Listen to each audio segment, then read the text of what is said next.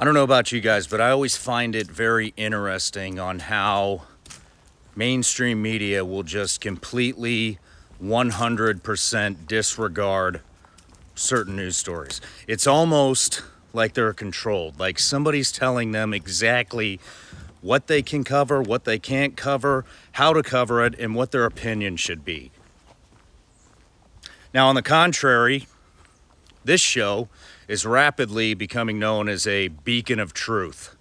And I wear that as a badge of honor, so thank you. In our next episode, we're covering one of the subjects that mainstream just refuses to cover. But it's something everybody wants to know about. So we are diving in to the mysterious life of Jeffrey Epstein. That's right. We're going into his backstory, people that were involved, as much as we possibly can. And we brought in the resident expert to do it. I have never seen this many facts on the subject, all compiled into one piece of content like what we've just made. Ladies and gentlemen, if you get anything from this show, please head over to Apple Podcasts, head over to Spotify, leave us a review, tell us how we're doing, like, comment, and subscribe to the YouTube channel. Please like, comment, and subscribe to the YouTube channel. We need it. We just hit 2 million followers, or subscribers, excuse me. Thank you. It is an honor to be able to do this and bring these stories to you guys. And one last thing, I know a lot of you know this, there is a link in the description with thousands of raw cut reels. Take them, download them, spread them everywhere you can, monetize them, make money. All we ask is that you tag the show. Ladies and gentlemen, without further ado, please welcome investigative journalist Nick Bryant to the Sean Ryan Show. Love you all. Enjoy the show.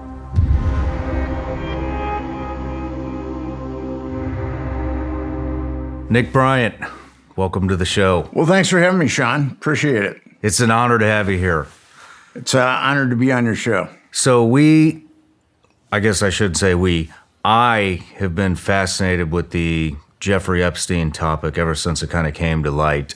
And I've been looking for somebody that really knows the ins and outs and all the little details of what was going on in there. It took a little bit for us to find somebody, but you are the perfect fit. And I cannot wait to dive in and see what kind of information you've uncovered.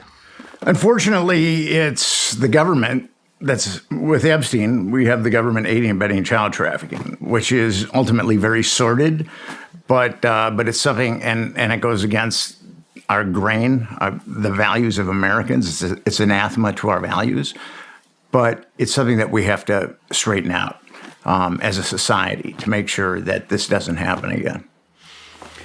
Yeah, the U.S. government seems to be at the center of a lot of issues today. Yes. But I want to give you a quick intro here. So Nick Bryant, you're an advocate and published writer focused on topics such as the plight of disadvantaged children in the U.S. You spent 7 years investigating coast-to-coast child trafficking networks, author of the Franklin Scandal, which we'll get into a little bit, an investigator of the Epstein Network, and published Epstein's Little Black Book that we all hear all about. And so before we kind of really get going, I'm just curious, what got you started in the trafficking genre, bringing awareness to that? What happened, I'd written a lot about children's issues. That's a topic that's near and dear to my heart, is children's issues.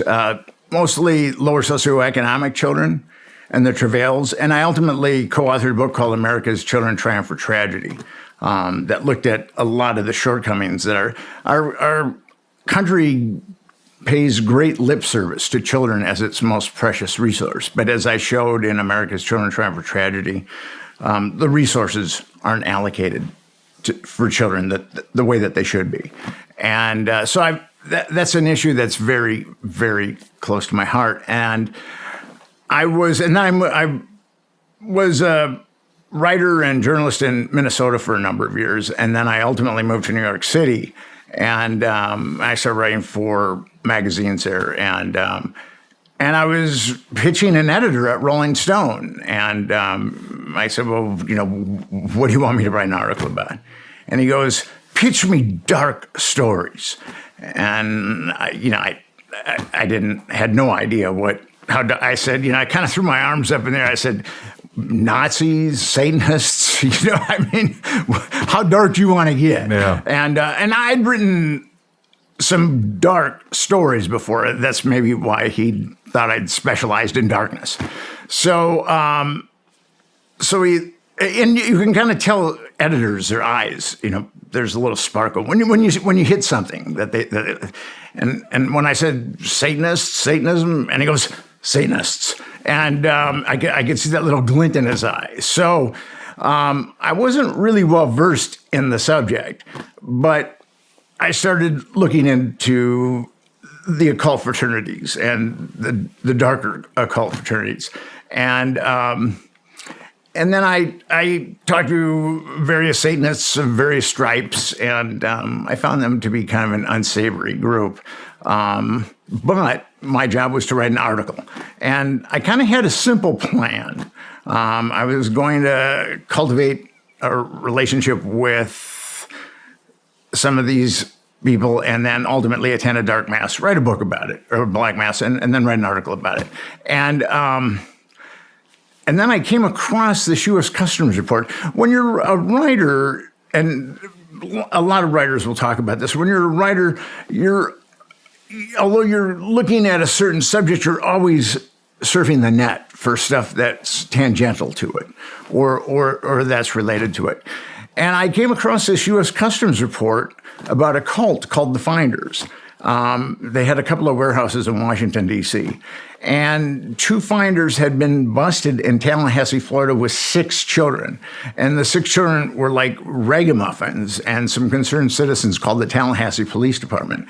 And then the Tallahassee Police Department went to that park and saw the kids and saw the 2 finders, and they arrested the finders and put the kids in child protective services. And what happened there was, and then these 2 finders were charged with multiple counts of child abuse. And the U.S. Customs got involved because there was child pornography. And the D.C. police, the finders had warehouses in D.C., and the D.C. police had been interested in the finders for quite some time. Are the finders the folks involved in the Franklin scandal? No. It was kind of my segue into the Franklin scandal. So, with the finders, the D.C. police and the U.S. Customs executed a search warrant on the warehouses of the finders. And they found really very incriminating stuff. And the kids were being held in Tallahassee. And actually, a doctor had said that 2 of the kids had been sexually abused. So what happened was I've got the U.S. Customs report, and the U.S. Customs report is so mind-boggling that I put the entire U.S. Customs report in the back of the Franklin scandal. So what happens is that investigation is going full throttle. You've got the Tallahassee Police Department involved, you've got U.S. Customs involved, you've got D.C. police involved, and then you had the FBI involved. And then all of a sudden, and it said this on the report, that the investigation of the finders had become a quote-unquote CIA internal matter, and there'll be no more investigation. So I read that document and I was just stunned. I was thinking, this does not match the world that I live in. And that opened my mind up to looking for other scenarios that might be like that, where there might be trafficking children and then intelligence was involved. And then that led me to the Franklin scandal. It was on the internet, there was a lot of talk about, a lot of postings about this pedophile network in Omaha, Nebraska. And this former state senator, his name is John DeCamp, he had written a book about it. And I read the book. I didn't think was really well done. I mean, it wasn't like a regular journalist, but actually, Yorkshire Television in the UK had made a documentary about it, and that documentary had been quashed. So, and you could get the documentary on the internet. So, I got the documentary, and I had a bunch of my friends come to my apartment, and I gave showings of it. And I was thinking, am I losing my mind, or does this look ominous to you? And they all said, this is very ominous. So I went to Omaha. I knew that something had happened in Omaha, Nebraska, but I wasn't sure exactly what had happened. I thought that there had been some kids molested in Omaha, but the internet was talking about kids being flown from coast to coast, intelligence involved, Boys Town students, which Boys Town is probably the most famous orphanage in the world, talked about all these things, and I was skeptical. I mean, I really tried to keep my mind open, but I was skeptical. But when I got there, I started to talk to people. Well, we'll get into that in just a second. Sure. I want to ask, why is, I mean, it's a fairly obvious question, I guess. It should be near and dear to everybody's heart, but what is it specifically that drew you to bring an exposure to child trafficking and sex exploitation and all of that? Well, because with the Franklin scandal and also with the Epstein scandal, you've got child trafficking that's being covered up. And as I came across the Franklin scandal 21 years ago, and as I've dug deeper and deeper into this, I've been embraced by anti-trafficking organizations, and I've spoken at anti-trafficking conferences, and I've met a lot of people that have been trafficked, and no one has paid for it. Yeah. And that's just something, there has to be justice. The government cannot be covering up child trafficking on any level, local, state, federal. No one should be covering up child trafficking. You had mentioned something earlier, I can't remember your exact words, but you were saying that basically, I think in essence, you were saying that the government doesn't take this seriously, and the allotted funding and the focus on trafficking it's almost not even there.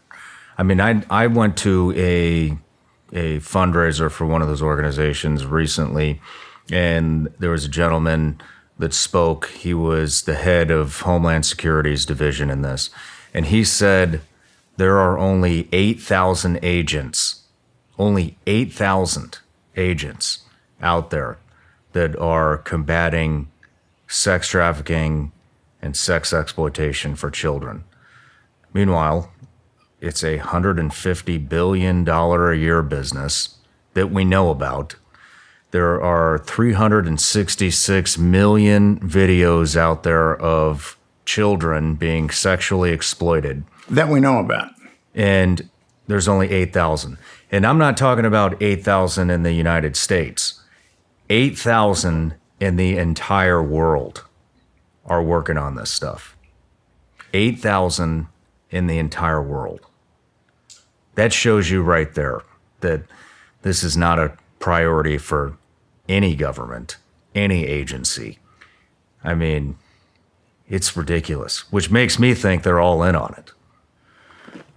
Well, there's a lot of child trafficking that has been covered up. I mean, we know of child trafficking that's been covered up in the United States. We know of child trafficking, I'm talking huge networks that have been covered up in the UK, that have been covered up in Belgium, that have been covered up in Spain, that have been covered up in Argentina. That have been covered up in Mexico. There's a lot of child trafficking networks that have been covered up. And we see this, Epstein is right in our face. Mm-hmm. I mean, we know that Epstein was trafficking all kinds of girls to numerous perpetrators. And only one person has been indicted for those crimes, and that's Ghislaine Maxwell, when we know that there's scores of people that were involved in those crimes.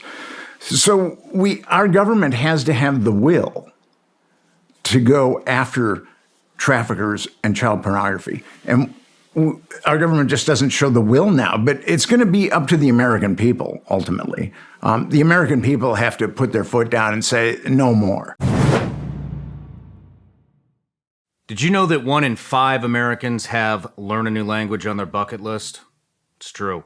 If that's you, check it off your bucket list this year, because with Babbel, you can start speaking a new language, foreign language, in about 3 weeks. Why Babbel? Because it works. Instead of paying hundreds of dollars for a private tutor or fooling yourself with language apps that are a little more than games, Babbel's quick 10-minute lessons are designed by over 150 language experts to help you start speaking a new language, just like I said, in as little as 3 weeks. Here's a special limited time deal for our listeners. To get you started right now, get 55% off your Babbel subscription, but only for our listeners at babbel.com/SRS. With over 10 million subscriptions sold, Babbel is real language learning for real conversations. Get 55% off babbel.com/SRS. That's spelled BABBEL.com/SRS. Rules and restrictions apply. Visit babbel.com for terms and details. I don't talk much about money or the economy, but let's face it, ignoring it doesn't help either. Because I believe the government screws up all the time. I think they let down veterans, ship jobs overseas, they help their rich friends make even more money. It is insane. Do you really think they care about helping us out with our money? I don't think so. That's one of the reasons why a lot of folks are stepping away from the government-run systems and starting to diversify their money into real assets like gold and silver. If you're concerned about your finances and the future of your finances like I am, there's a damn good play you can make. Check out Goldco. Goldco will hook you up with a free 2023 Gold IRA kit. This kit will teach you how to help safeguard your savings with real gold and silver. At the very least, it makes sense to get educated about your options. So get your free kit at goldco.com/Ryan or call 855-936-GOLD. Plus, for qualified orders, they'll send you up to $10,000 in free silver as a bonus while supplies last. Quit waiting around for politicians to rescue your finances. Help take control and handle your business yourself. So go ahead and check out goldco.com/Ryan or call 855-936-GOLD to get your free kit today. Just remember, performance may vary, and always consult with a financial professional before making any investment decisions. This is an instance where the American people really have to get vociferous and correct their government and not allow their government to cover up Epstein. Because there's been other networks that have been covered up. And this is something that the government should not be involved in, is covering up child trafficking, which is essentially aiding and abetting child trafficking. So we're at a point now where we have to put our foot down and say, that's it, no more. We need those Epstein perpetrators indicted. We need those Epstein procurers indicted. And we're not going to settle for anything less. That's what we need. Let's talk a little bit about the Franklin scandal before we get into Epstein, because that was your first big book. Franklin scandal book. It's about an alleged child prostitution ring out of Omaha, Nebraska that took place in around 1988, managed by Lawrence King, if I'm correct. There were two primary pimps, Lawrence King of Omaha, Nebraska, and Craig Spence of Washington, D.C. The victims' ages range from 8 years old to 14 years old, and let's just start there. Well, with the Franklin scandal, I went to Omaha. I knew that something had gone down with the Franklin scandal, but there was all kinds of internet speculation, and I didn't know how much of that was apocrypha and how much of it wasn't.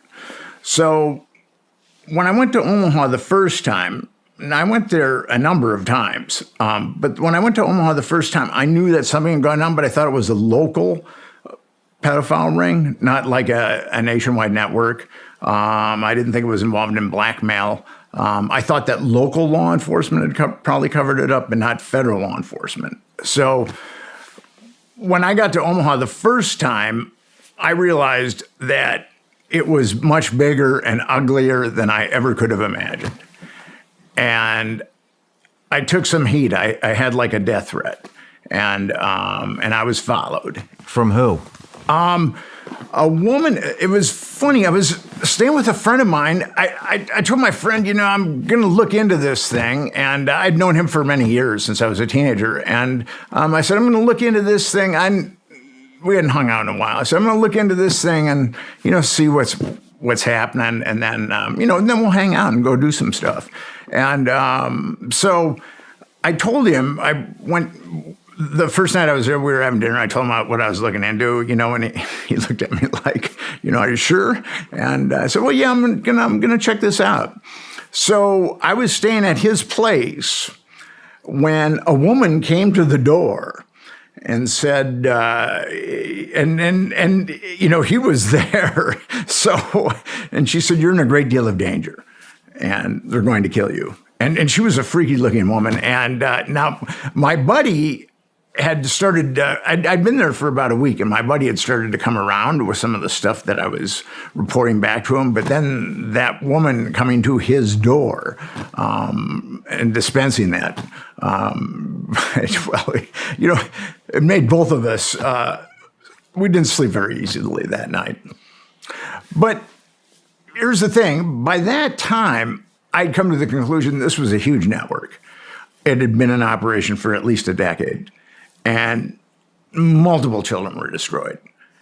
And I don't have a family. I'm not married. I don't have children. I can take risks that other people wouldn't be comfortable with taking risks. And I just said, this is too evil. And it was covered up by both federal and state law enforcement and authorities. And I just said, what was done here was just too evil. I'm not going to quit.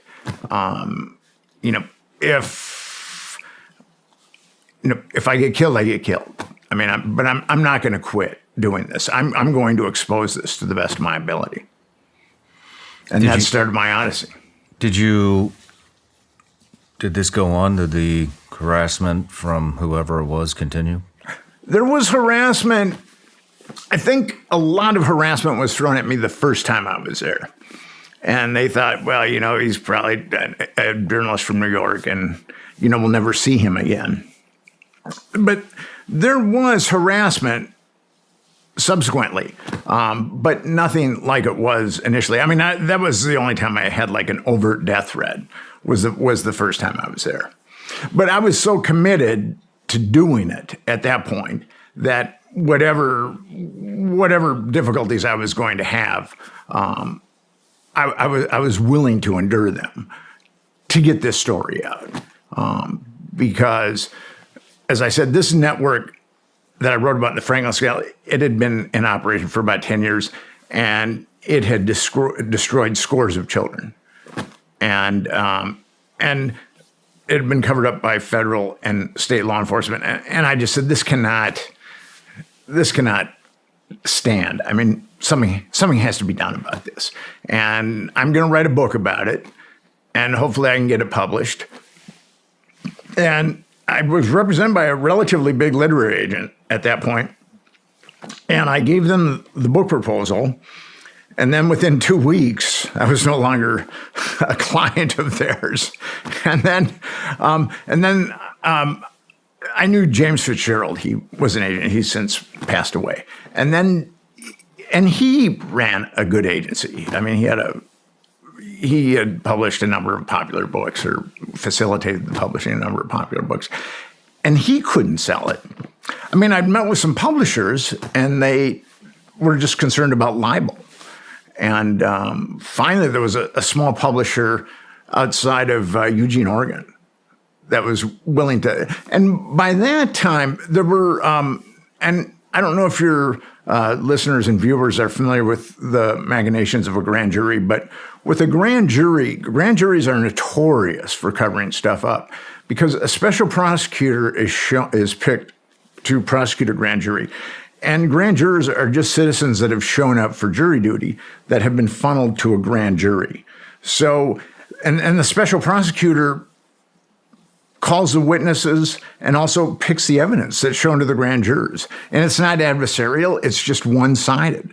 And then everything is sealed, and it's against the law to talk about it. So there was a New York judge that said, Supreme Court judge that said, special prosecutors have so much power over grand jurors that they could get them to indict a ham sandwich. And so with this case, the Franklin case, I managed to get the sealed grand jury and testimony of one of the grand juries, and I bring the reader right into that grand jury, and I show how corrupt it is. And because that grand jury declared that all these kids getting abused was a carefully crafted hoax, but it didn't even name who the hoaxers were. It kind of pinned like the hoax on a bunch of drug-addled kids, which was, I mean. And then a federal grand jury said the same thing. That was equally corrupt. And there again, you just need one guy, one special prosecutor who's corrupt, and then he can get the grand jurors to do whatever they want them to do. So these two grand juries had said that there was no child abuse. But after I got the sealed testimony and exhibits of one of those grand juries, I mean, at that point, I was really able to write the book. Because the exhibits gave me a lot of information. And then I was able to show just exactly how one of the grand juries had been co-opted. Wow. Let's talk about a little bit about what was going on there. So there was alleged abuse. It was widespread series of crimes, including devil worship, cannibalism, drug trafficking, and CIA's arms deals. Okay, so that comes from the Wikipedia page. Okay. And the Wikipedia page is farcical. If you go on my website, I go to I've got a link to the Wikipedia talk page, because you've got like the Wikipedia page and then you've got like the talk section. And that Wikipedia page has been taken over by people that want to make this nonsensical. Okay. And there's pages and pages and pages of debate. And actually, I called Jimmy Wales, who started Wikipedia. I'm a pretty good investigator. I was able to get his private cell phone number. And I called him up and I said, you're my last hope for making this Wikipedia page read realistically. And he was completely unwilling to help me. I'm going to release that conversation on my website in the relatively near future. What did he say? Why wouldn't he? He said that, well, I'm going to look into it. Send me some emails.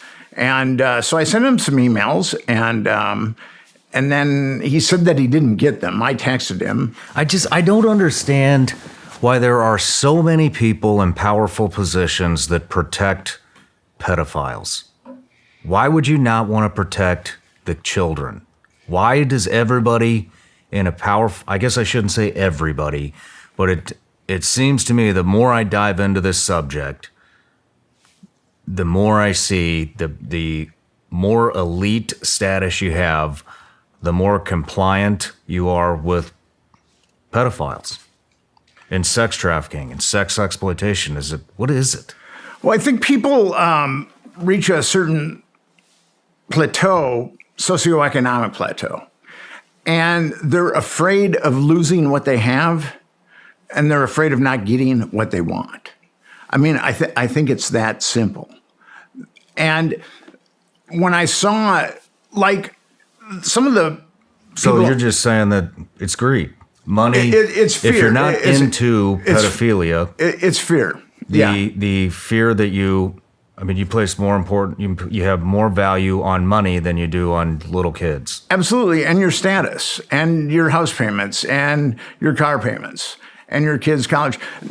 There were some people that covered this up that were definitely compromised pedophiles, and that's one thing about our political system is that Americans, and that's why there's so much blowback on that Wikipedia page, is the people that are in control of the Wikipedia page on the Franklin scandal. They want to make sure that it doesn't come out that the government has covered up that pedophile network. And they want to make sure that blackmail, because blackmail plays an integral role. And I've been at this for 21 years, and Epstein had cameras in all of his homes. I mean, Epstein was definitely a blackmail artist. And the government wants to make sure that does not come out, that a huge part of our political system is predicated on blackmail. And especially if that dark, malignant corner of the intelligence that is using blackmail against our politicians and other people, if they were using children, I mean, that would make the American people erupt. So that's why that Wikipedia page is locked down. And that's why this is important. This is, for that dark corner of intelligence, this is Omaha Beach. They're not going to give an inch, because this is the last thing that they want out. And it's amazing how the Epstein scandal has been covered up. If you look at all the victims and all the perpetrators and all the procurers involved in the Epstein network, I mean, we're talking and the people that facilitated it, like the pilots and like Epstein's house managers and the cooks and everybody else. We're talking scores and scores of people, and no one's been indicted except for Ghislaine Maxwell. And that really shows that our government, unfortunately, wants to stop it there. Our government does not, I mean, although Americans do, I think, are coming around to the belief that Epstein was taking part in blackmail, or a lot of them, it doesn't make sense. Why is our government aiding and abetting child trafficking? Unless they're protecting some very powerful people and a political process, it doesn't make sense. Yeah. I mean, that's the only way that it makes sense. Yeah. And I saw that with the Franklin scandal, too. And actually, I think the Franklin network might have been bigger than Epstein's network. How many kids were involved in the Franklin scandal? It's difficult to know, but it was operational for about 10 years. And it was getting kids from like Boys Town. And what's Boys Town? It's a Catholic orphanage. It's probably the most famous orphanage in the world. And it was getting kids that fell between the cracks. I mean, people like Epstein and then like the the Catholic Church has a long history of being involved in this sort of stuff. Yeah. So that's, I mean, unfortunately, I hate to say it, I was raised Catholic, but it's no, I guess it doesn't come to me as a surprise. Although it probably wouldn't come to me as a surprise if it was any other.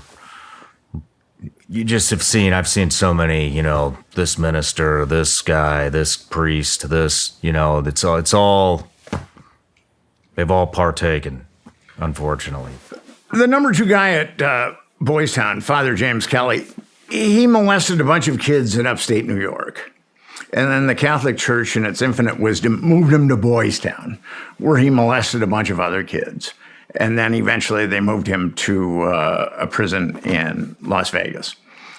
So, because I have come across a lot of kids that were molested by Father Kelly, or James Kelly, at Boys Town. And I think that he was part of that network. Because if the priests gave the kids privileges, no one would argue with that. So I think that Kelly was a compromised pedophile, and that he gave King et al. Access to the Boys Town kids. And then I've got a paper trail between Boys Town and Lawrence E. King, one of the primary pimps of the Franklin scandal network. So there's a lot of connections there. But I think Father Kelly was, and then there was another priest there that was sent to Argentina.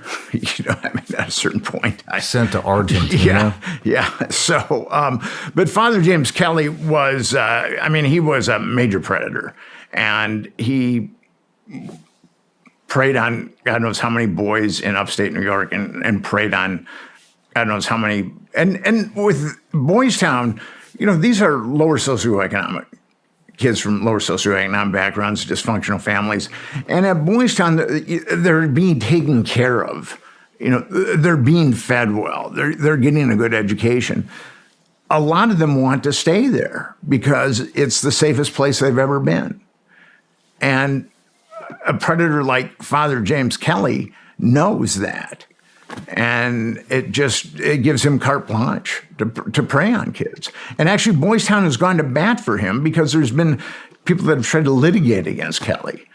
And the only reason why Boys Town hasn't paid out substantial settlements is because of the statute of limitations. They've hid behind the statute of limitations. And they're making millions of dollars in donations, Boys Town. How did this network work? Who all was involved? So there were two primary pimps, Lawrence E. King and Craig Spence. King and Spence were in Southeast Asia during Vietnam. King was in Thailand with a top security clearance. I don't know exactly what he was doing, but he had a top security clearance. And Spence was an ABC reporter in Vietnam. So I'm surmising that both of them, now, and they both came from working class, blue collar families.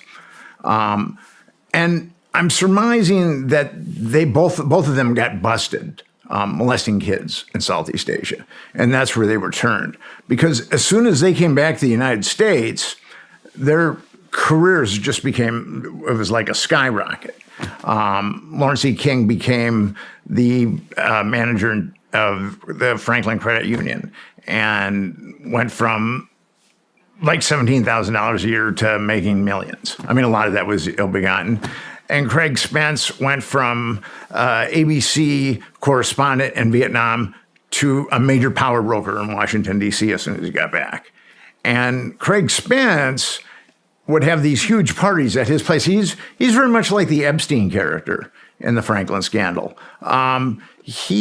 His house was wired for audiovisual blackmail. And what would happen at those parties is it would be like a bunch of power brokers would be invited. You name, I mean, it was a who's who of Washington, D.C. in the 1980s would go to Craig Spence's place.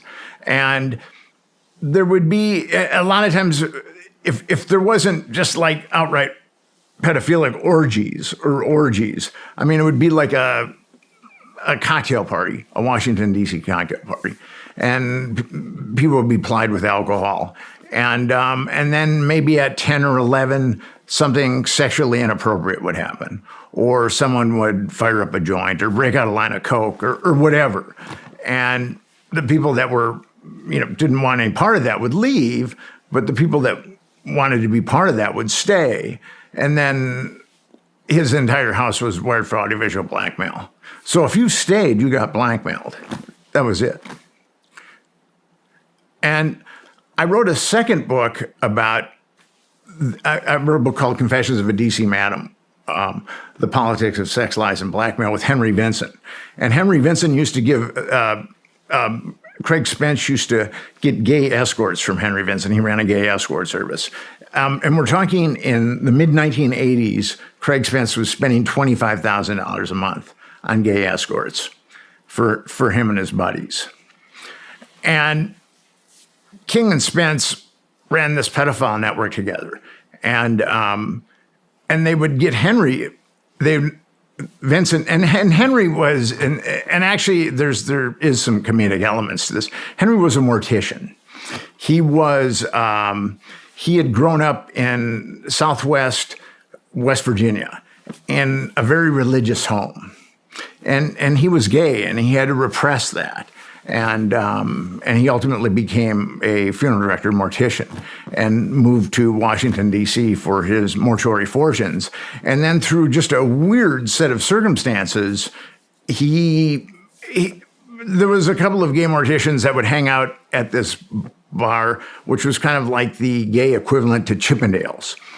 And Henry met one of the dancers, and they went out for dinner, and the dancer told Henry that an escort service was up for sale because the guy was dying of AIDS. And Henry said, well, how much can you make?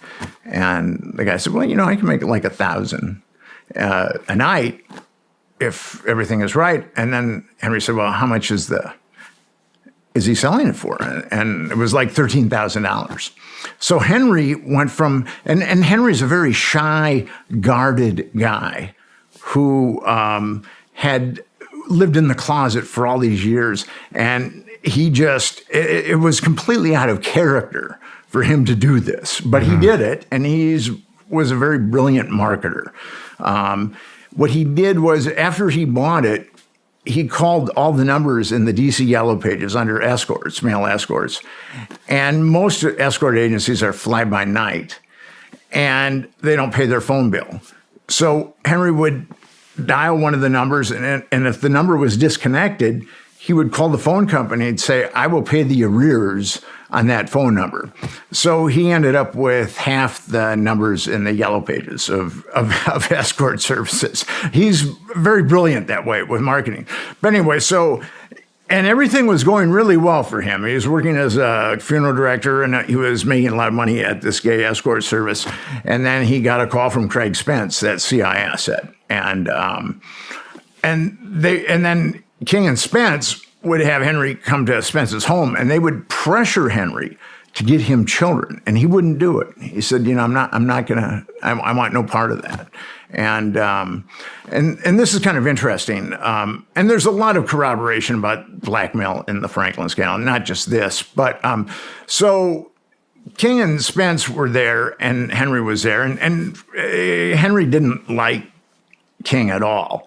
And Spence was, they're both sociopaths, but Spence started to ask Henry about his life. Where did you grow up, and what college did you go to, and about and Henry, because Spence was so narcissistic, he had seismic narcissism. Henry thought, like he was watching the Red Sea parting, that, this narcissist was actually taking an interest in him.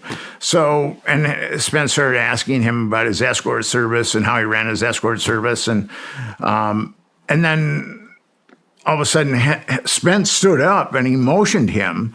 And Spence went into a closet, and behind the closet was this compartment, and then behind the compartment was a room, and it was all monitors. And Henry was there next to Spence, and then Spence hit a couple of buttons, and then Henry is there on a monitor talking about his escort service. And Spence basically said to him, I blackmail people. You're blackmailed. So that was how Henry got indoctrinated into that. But, to his credit, he would not get them children.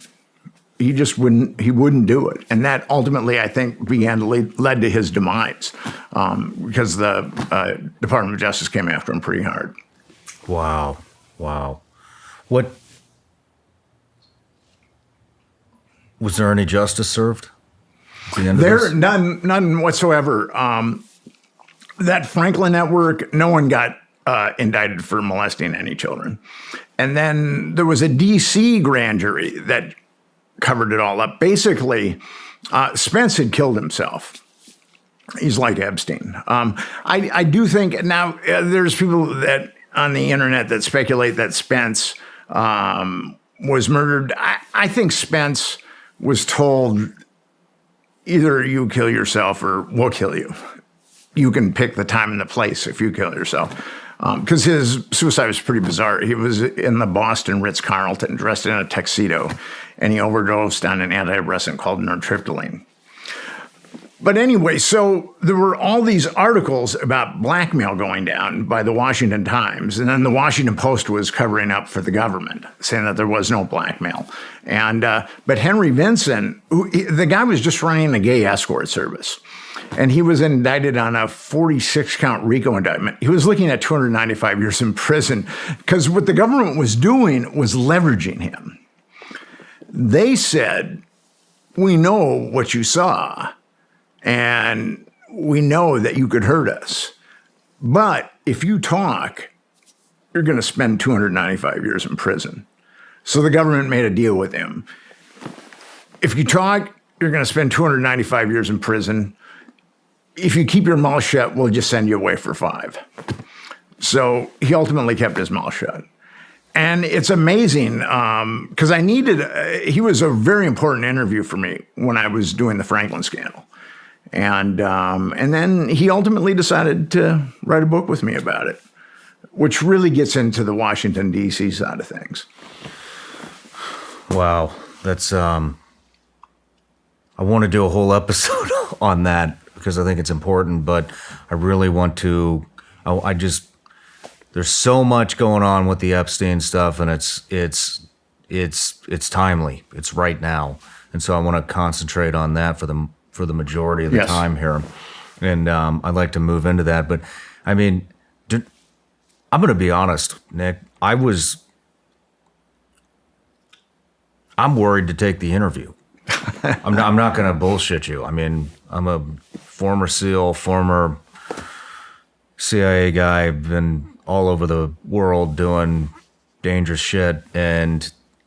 But this, I mean, they tried to assassinate the judge that was on the Epstein trial, correct?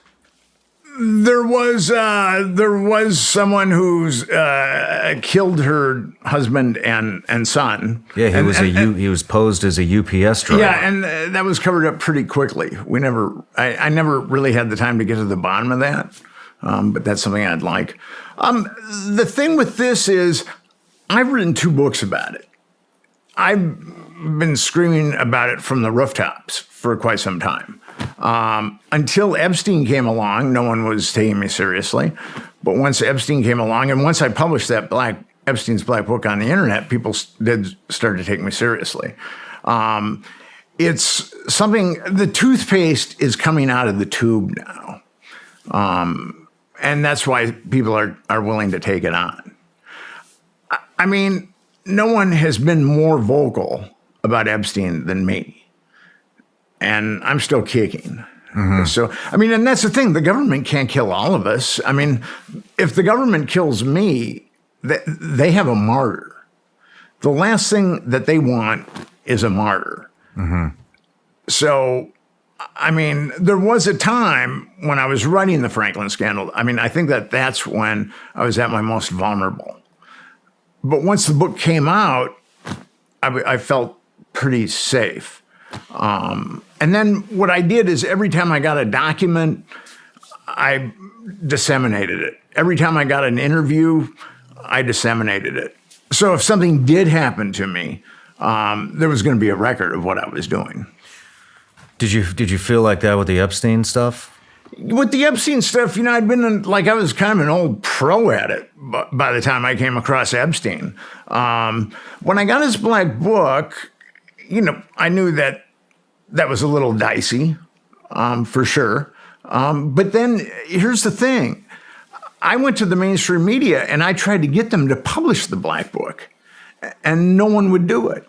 And then it took me 3 years to finally get someone to publish that Black Book, because our media is it's either compromised or just unbelievably corrupt. Who did publish it?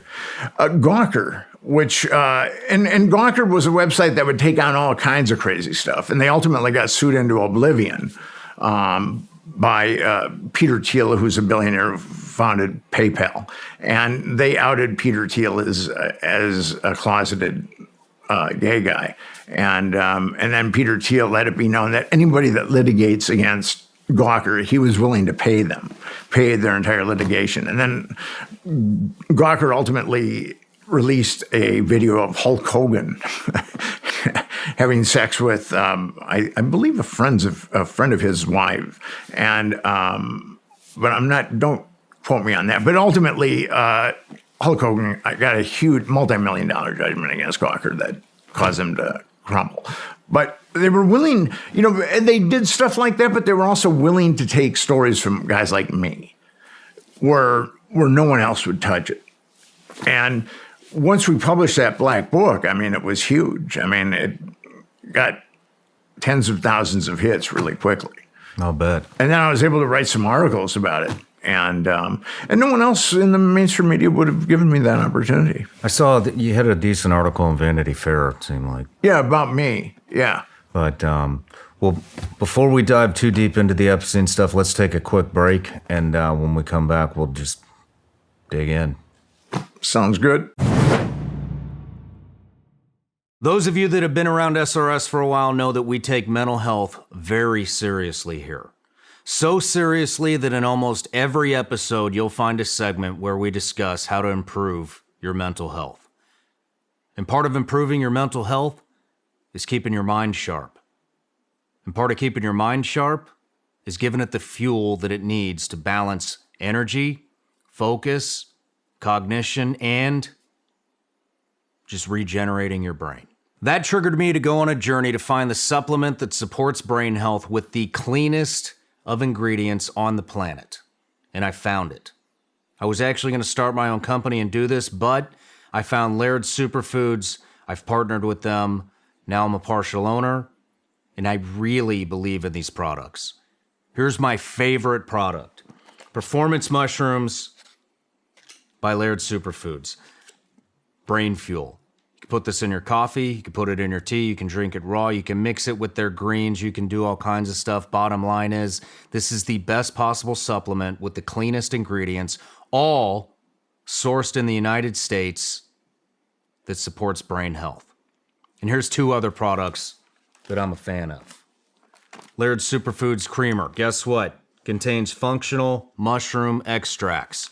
Put this in your tea or coffee. And most of you know I'm not a caffeine or coffee drinker, but a lot of you are, and they just happen to have Laird Superfoods coffee, organic Peruvian coffee with, you guessed it, functional mushrooms that support and regenerate your brain. Go to lairdsuperfoods.com. Use the promo code SRS. You'll get 20% off. Guys, this is the real deal. These are the finest of ingredients. Check it out. lairdsuperfoods.com. Promo code SRS. 20% off.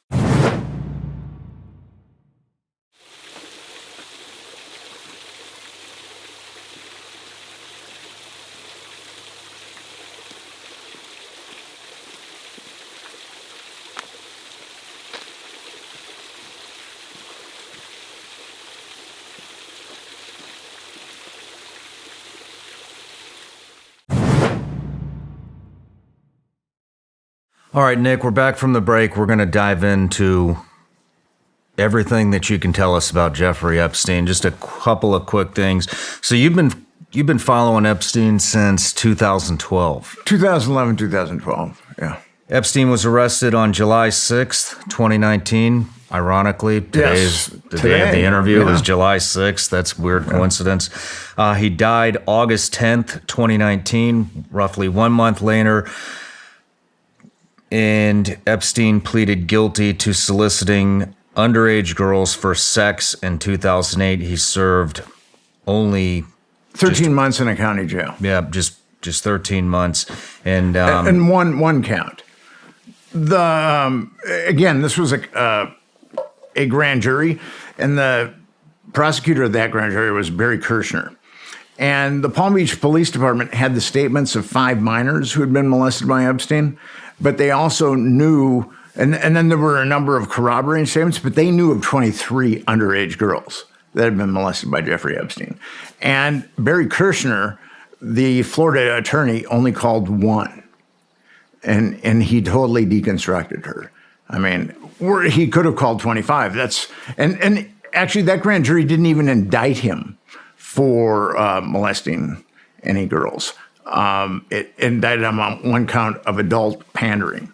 And what happened was that Michael Ryder, who is really one of the unsung heroes in the Epstein story, he was the chief of the Palm Beach Police Department, he completely exploded. And he called this the greatest miscarriage of justice in recent history. And he went to the feds, and because he knew of 23 victims, and then he had taken heat, too. I mean, he'd taken a lot. He'd been harassed, and I think found a dead animal or something like that on his front doorstep. But he's really a good guy. And the first time I was in Florida, I talked to him, and he looked me up on the internet, and he saw that I was serious about this type of stuff, and he called me back. And he wouldn't let it go. I mean, the state wanted to cover it up, the feds wanted to cover it up, but he would not let it go. and he made sure that Jeffrey Epstein got indicted at least on one count of solicitation of a minor or molestation of a minor. It is hard to believe how many people are aiding and covering this up. Yes. Especially that we don't even know about yet. But let's just start at the beginning. What got your attention on this? How did it go from the Franklin scandal to Epstein? Well, I mean, the Franklin scandal gave me. I researched the Franklin scandal for 7 years, and I traveled thousands of miles, read thousands of pages of documentation, talked to a lot of victims, and I developed a certain expertise in that area. Wasn't really trying to initially, but just I felt I had this drive to make sure that the Franklin scandal got published, that I wrote it and that it got published. And I developed an expertise in that area of child trafficking. So I was reading about Epstein, and I read that there were other girls that knew about Epstein or that came forward about Epstein, but he wasn't that grand jury hadn't indicted him on a single count of child molestation. And that's exactly what happened in the Franklin scandal. Nobody was indicted for child molestation, even though there were a bunch of kids. I had a list of 60 kids that had been involved in the Franklin scandal. So the exact same thing was happening with Epstein. And then so I went down there in 2012, and I started investigating, and I ended up with Epstein's Black Book. And where did you start your investigation? I started calling people that were involved. I called Michael Ryder. He was the police chief, the former Palm Beach Police Department police chief. I called people that had covered it in the newspapers. Was he part of the cover-up? Michael Ryder? No, he was part of it getting exposed. Okay. Yeah, he was like Mr. Stand-Up guy and all this. I mean, if it hadn't been for him, we wouldn't be here talking. Epstein would be rolling right now and trafficking girls. I'm pretty convinced. But he made such a stink about it that he made sure that the feds got involved. So then the feds had to cover it up. But when I got Epstein's Black Book, there was scores of victims. Well, let's talk about the journey to get his Black Book. So how did it happen? I mean, I don't think you just show up and say, hey, can I take a look at that? How did you get access to that? You cultivate relationships. Like with the Franklin scandal, I actually got some people in federal law enforcement to give me information. Okay. It took me some time. But once they see that your aim is true, and they don't think that you're going to snitch on them for helping you, that you're stand-up, then they'll help you. And someone took that chance with me and gave me the Black Book. And then I was down in Florida, and then I started calling. I wanted to get victims first. I mean, that was my first concern, was because there was like long lists of victims. And so I started calling these victims, and then they started telling me about being flown to different places into his island with other girls. Well, let's get a little more in depth. So how many victims did you talk to?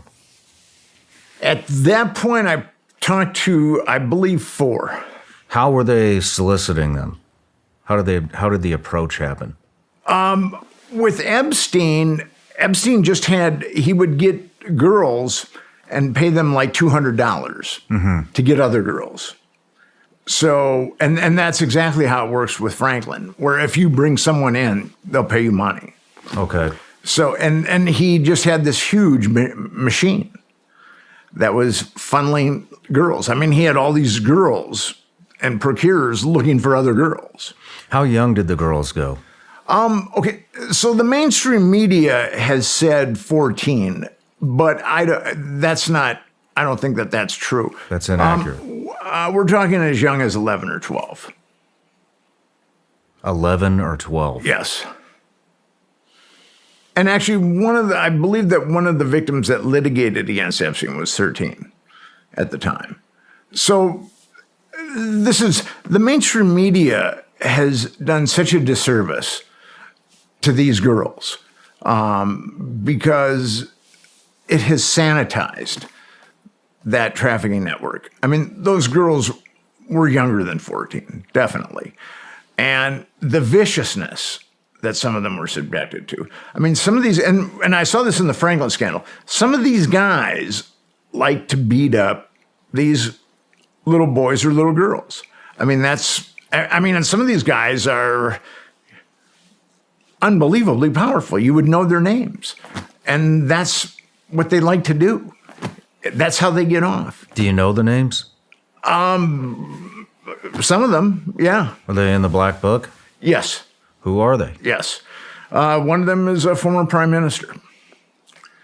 And he, according to one victim I talked to, liked to beat up victims. Why don't you want to say the name? I'm just curious.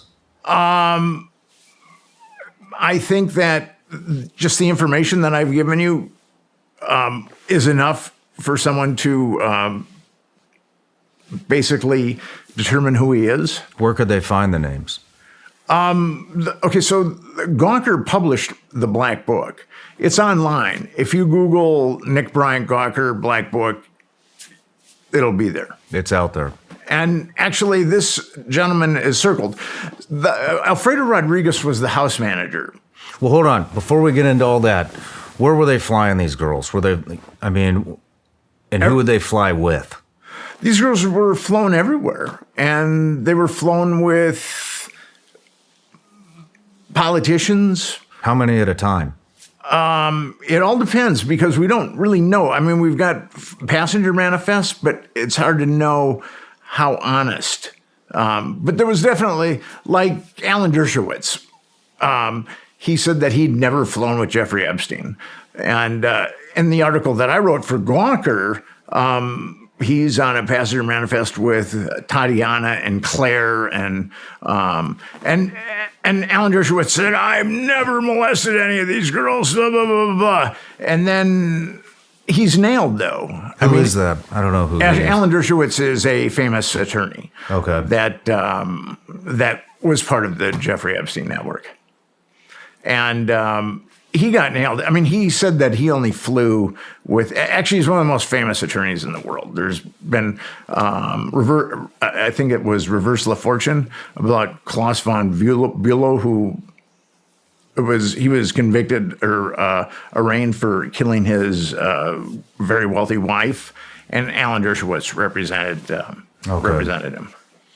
So, and he is was a leading scholar at Harvard, legal scholar at Harvard. And he was a good friend of Jeffrey Epstein's. And one of the girls that has come forward and said that she was molested by Alan Dershowitz. Another girl has said that she wasn't a minor, but she had been pandered to Alan Dershowitz. And then another woman has said, another Epstein victim has said that Epstein had a house in New York and that there would be quote unquote model auditions in the second floor. And there would be young girls there.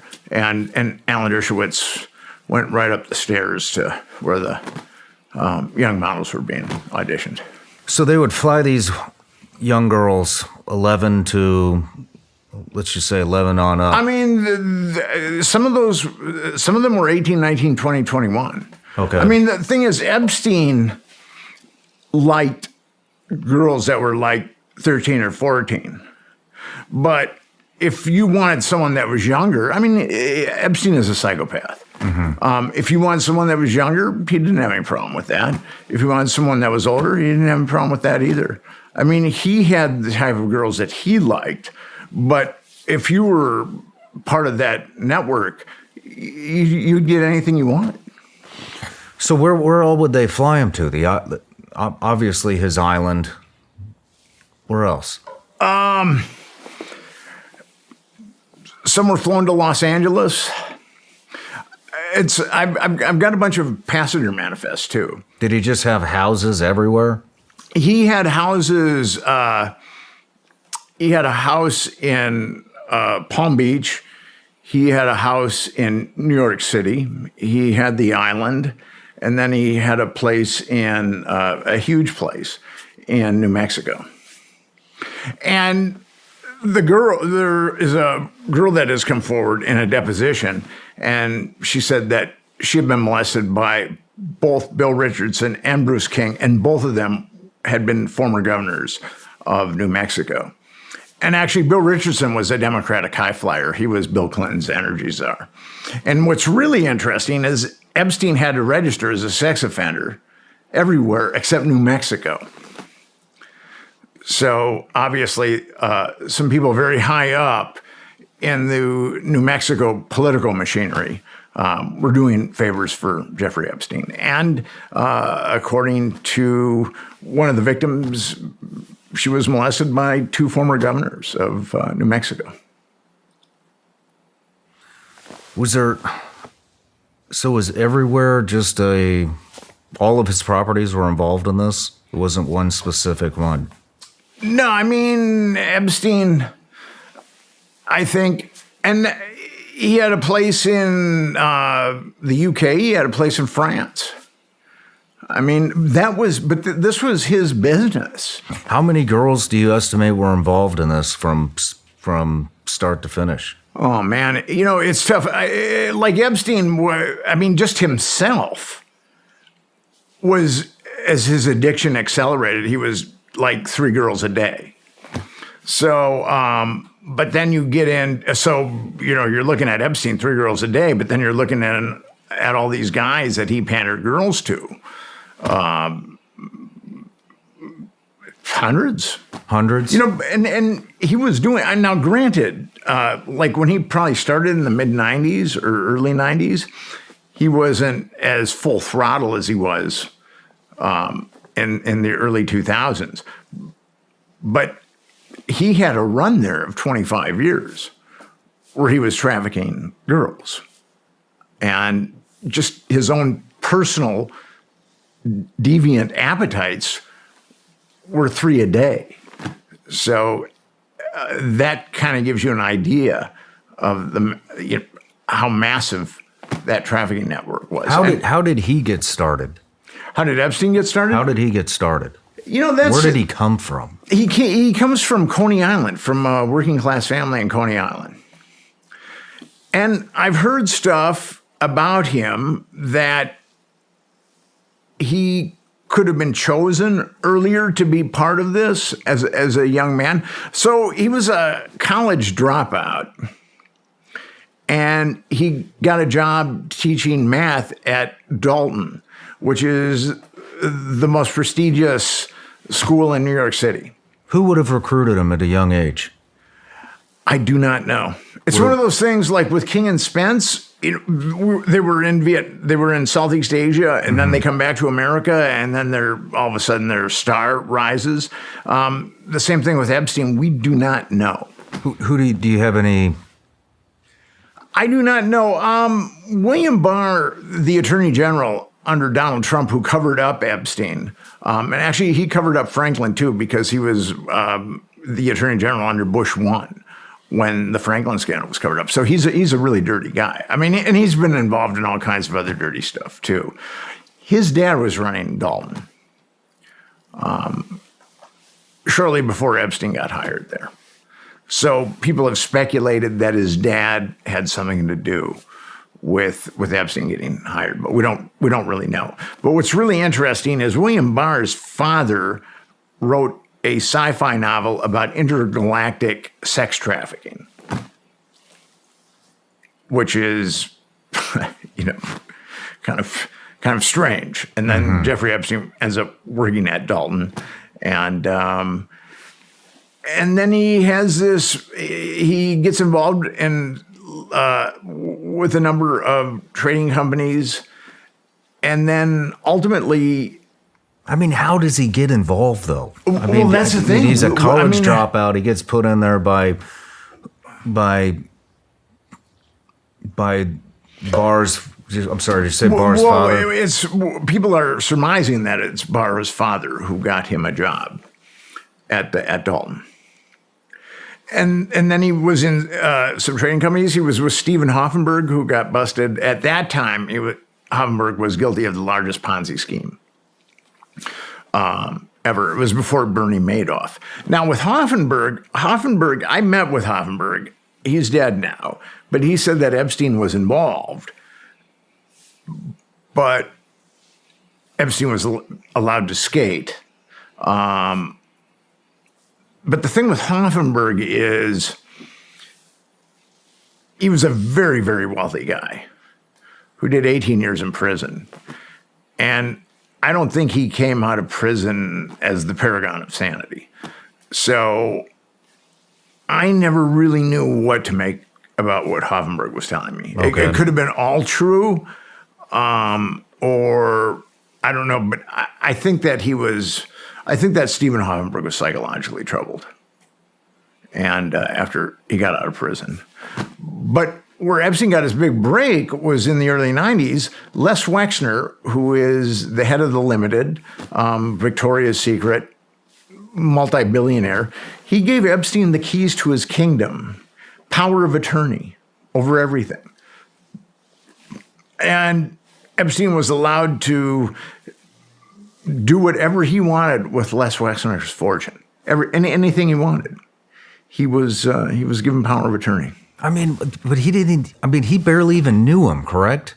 They'd known each other for I don't know. 5 or 6 years. But I think Les Wexner is a pretty dirty guy. I mean, he's also been named as a perpetrator, and I do believe that he is a perpetrator. And he and Jeffrey Epstein, Les Wexner has a very interesting history. He's got a history with the mafia. There was an attorney whose law firm worked for Les Wexner's Limited. His name was Arthur Shapiro, and he was shot in the back of the head twice, execution style, in Columbus, Ohio, which is where Wexner lives and where the Limited is headquartered. So it was very much a mafia hit, and there was a police report, a homicide report. I've got it, that came out, and it named Les Wexner as the chief suspect of that homicide. And it talked about all of Les Wexner's mafia connections, which I was able to corroborate.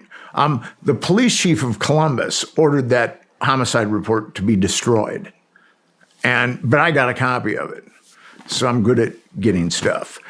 So, but yeah, Les Wexner is the prime suspect as far as being the prime mover of that homicide, according to that homicide report. Why do you think?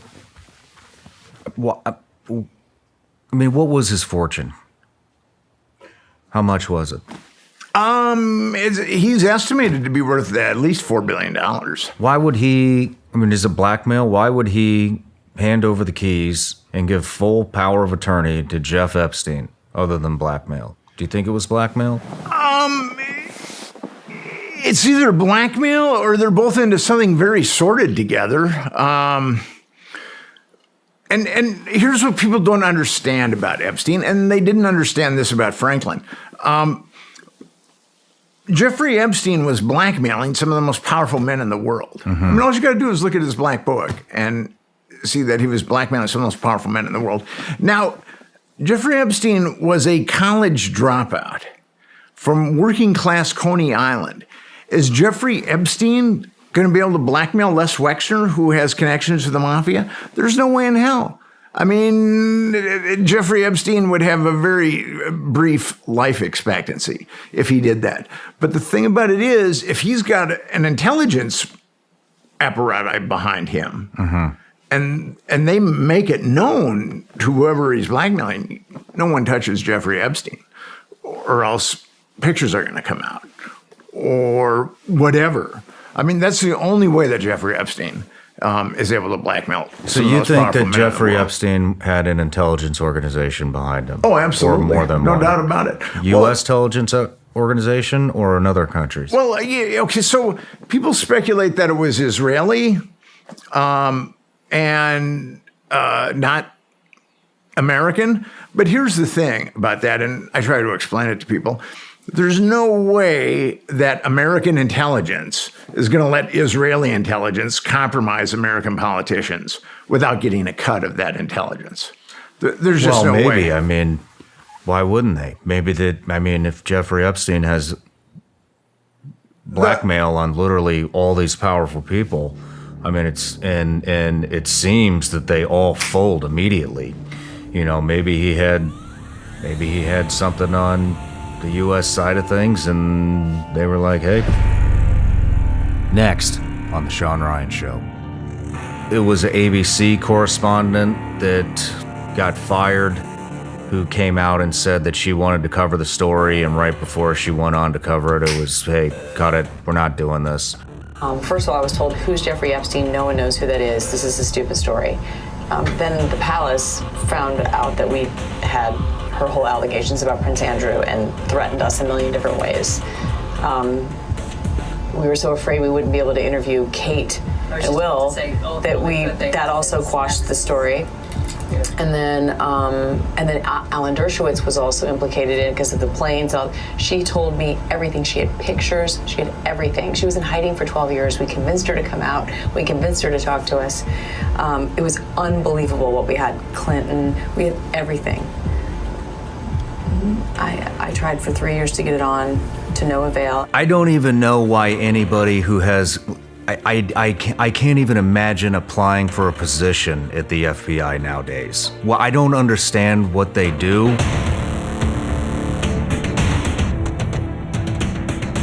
So the FBI had hundreds of DVDs of Epstein. I'm sure a lot of them were compromised DVDs, and I'm sure a lot of them were just child pornography. So they've gone into a black hole.